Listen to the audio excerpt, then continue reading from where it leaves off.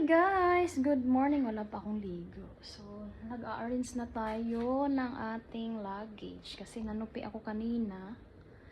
Yung mga nabili ko na pang winter. Yung jacket lang. Kasi malamig pa daw dun sa Turkey eh. So, i-arrange ko na, ipagkakasya ko na. So, yung laman ng maleta ko dahil, almost, ano talaga siya pang, ano ba tawag dun? Pants.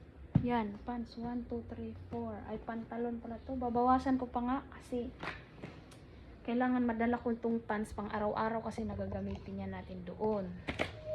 So, ayan. Tingnan nyo kung ano ang laman ng aking luggage. Magbabawas ako ngayon ng aking laman ng luggage kasi may tatlo pa tayo ilalagay. Ito. Tatlo pa. Ang dami-dami, madami-dami. Ito na yung tinanggal ko. So, isa lang ang dadalhin ko na ganito. Short, hindi na ako magdadala. Damit, binawasan ko na. Tapos, ito yung tinanggal ko na. Dati ko to sa Hong Kong eh.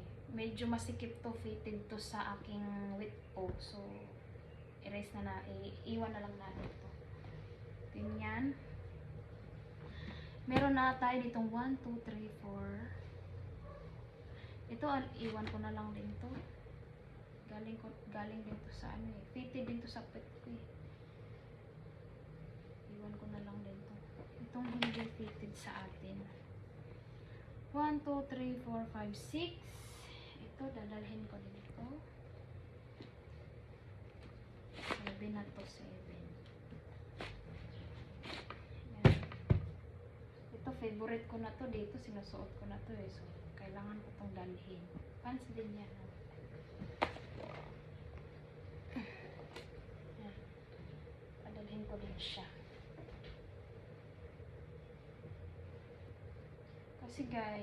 Kasi doon malamig. Alam niyo naman ako, mahina ako sa lamig. Diyos ko po. Pero, ano gagawin natin? Nandun yung dollar. Siyempre, susubukan natin. Wala tayong pera eh. Pag-isa ko na lang dito. Para ito.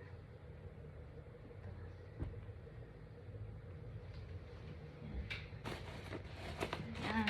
1, 2, 3, 4, 5, 6, 7, 8, 9. 9 na ang ating pants. Tapos dito sa ating kailangan may iiwan tayo. Ito iwan ko na lang din to. Sa Hong Kong din to eh, maganda. Nagagandahan ako nito eh. Kaso iiwan na lang natin siya.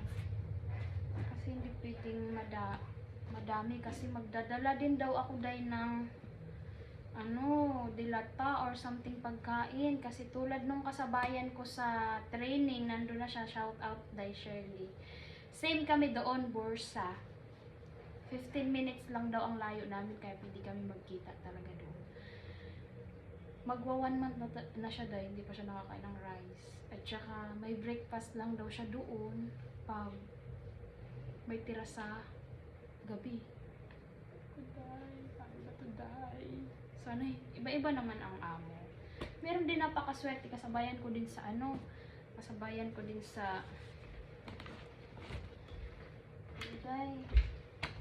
ito, na-ready ko na siya, isusuot ko sa flight. Kakapalan ko na yung suot ko. Kasi sa airplane malamig. Mamaya, lamigin tayo sa airplane.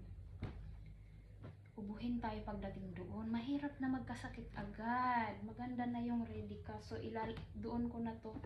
Dito ko na lang ilalagay sa hand carry ko na. Dito. Para dagdag space, hindi nakakain dito. Dito ko na siya ilalagay sa hand carry ko. Then, ito ilalabas ko din to para may mailagay pa ako dito. Diba? Kasi magsusuksok pa ako dito ng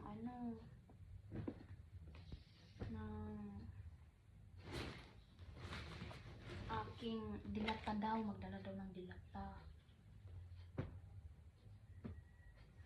dadalhin ko dito kaso nanilaw na. Nagsisiksik pa ako dito ng mga dilata.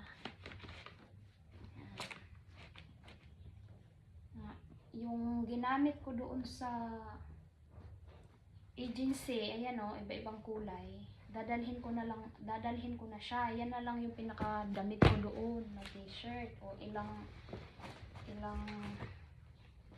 damit na ano, pang alis. Ayan. Yan na lang. Ito, sisiksikan ko pala to dito. Sisiksik ko dito para masarap ko na to. Lang. Sisiksikan na natin siya para masarap ko na to dito na part.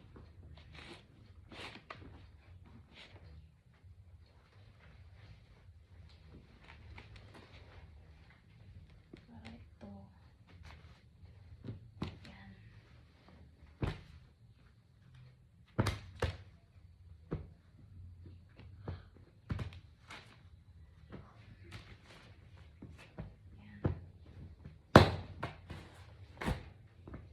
Tuwalya tayong isang dala kasi mapareha tayo sa Hong Kong.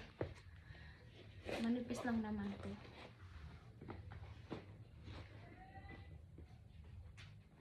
Or what? Kasi hindi na siya masasaray. Ayan na lang. Para masara na natin yung side na to. Pinawasan ko na lang. Dalhin yung kailangan. Sisiksik pa ako dito eh.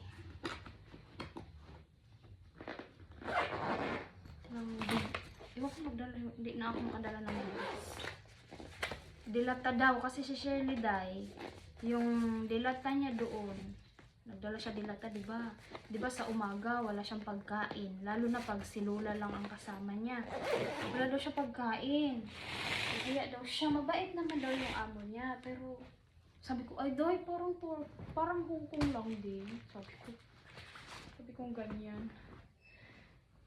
Maraming pamasko kami ng chinelas ng Duralite, so dadalhin ko na siya doon araw-araw ko. Dalhin ko ba to? Malay mo, meron naman doon. Huwag na, malay mo, meron ako doon. Dagdag space to. Tapos may awang dito dahil. Ayan. May mga jacket ako na talagang sinadya ko binili kasi malamig pa daw. Siyam pag 35 sa ukay. Siyam. So, malamig pa daw kasi doon. Alam niyo naman, lamigin ako. So, pinorsyo. Inano ko talaga na makadala ako ng jacket ko. Ilan lang yung damit ko. Diba? Tapos, bibili pa ako ng dilata. Ayan. Dito ko siya siksik. Diba? Tapos, mga gamot-gamot. Kasi in case na manibago tayo sa weather doon. Rexidol, Bioflo, or Newsafe, ganyan. Dala na tayo. Para may pangontra agad ba? Mahirap na magkasakit ka na agad pag wala pa nga sa may nakukuha. Tapos pala ay bigante. So yan. Ito lang. Isang pang winter ko lang. Kaya ko na kaya ito dahil. Ayan. Salam. Ay, naisa pa pala akong jacket. So, ayan lamang guys. Ito na yung magiging hand carry ko. Pati yung papilis ko. Yun na yun dito. Papilis ko. Yun na yun. Tapos, pwede naman siya isukso kasi dahil. Kaya bumili talaga ako nito. Nasa paglalapag ka na. Ayan. May lagayan pa tayo ng ng ating yung mga pantibra pala dito na lang sa aking hand carry. Hindi mo na ito dadalhin na? Iwan ko na lang ngayon. Ito, ang ganda nito. Kaya nga, kaso mas gusto ko yung ito kasi crop top yan eh. Nakalabas pa rin yung puson. Pang forma ko lang yan doon eh. Kailangan ko pa nga magsiksik dito ng mga dilata.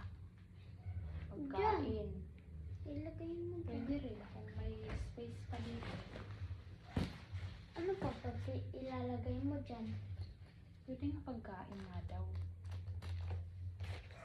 Or bigas. Dadala tayo bigas. Oh, wala daw rice doon. Alam niya naman ako. So, ayun naman ang ating laman. Laman ng ating luggage. Ewan ko, masarap ako. Maligtad pala. Yan. Putok na kasi ito eh. Bibili na ako ng mga, yung 5-5. Diba? Kasi sabi ni Shirley, ginagawa daw niya, di ba may dala siya mga dilata. Sa umaga, pag walang tira sa dinner, wala daw siya pagkain, di ba? Lalo na pag ang lola lang daw kasama niya doon. Wala daw sila pagkain. So, ang ginagawa niya, kinukuha niya yung dilata niya. Di ba? Kaya magdadala din daw ako ng yun nga, yung isang follower ko din, na dati nasa Hong Kong pa lang ako, naka-apply na siya. Nasa Hong Kong din siya dati, pero nung try na niya mag-Turkey, umalis siya sa Hong Kong. Nag-resign siya sa Hong Kong, umalis siya, nag-break siya. Tapos, pagkain daw talaga, sabi niya. Pagkain. Kasi hindi mo naman alam, mabait ba yung amo mo? Hindi. Meron akong isang, yung isang kasabayan sa Triniswerte siya. Kasi, pagdating ko lang niya, may cellphone na siya. Ang daming damit na brand new pa. Tapos may sapatos. Tapos pagkadating ng nag-shopping, mahilig daw kasi mag-shopping yung kanyang amo. Pag nag-shopping daw, meron din daw siya. Kaya tuwang-tuwa siya. Ay, yung same lugar ko doon, si Shirley. Sabi ko, ay day, pareha din sa Hong Kong. Parang napaganyan ako. Matipid sila. Depende kasi halata mo naman na connecting flight. Tapos, ibig sabihin, nagtitipid na yun. Kasya pa naman, day. Makalagay pa tayo ng mga dilata, day. May lalaman pa yung hand carry natin, day. Ayan.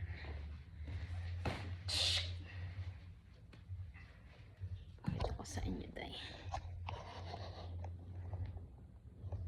Ito kasi, ayan, pwede mo siya isuksok. Bumili ako nito para hindi nasa likod ko. Ganyan. Tapos may pang Kasi pag backpack yung dalhin ko, matigat sa likod ko. Hindi mo din basta-basta maipatong. At least ito, kakapit. Gaganyan ka lang, maglalakad. At least hindi sasakit yung likod ko kasi ganyan ka lang. Kaya bumili din talaga ako nito. Siguro pagkain na lang yung ipupuno ko dito. Ayan. Ready na si Inday. Mga 24 na ako magpa-flight eh. Pero di pa confirm. Yung sabi ni Amo, plan daw niya ako i-book ng 24. Pero nagwe-wait pa ako na confirmation. Until now, waiting pa. Pero syempre maganda na yung ready ka.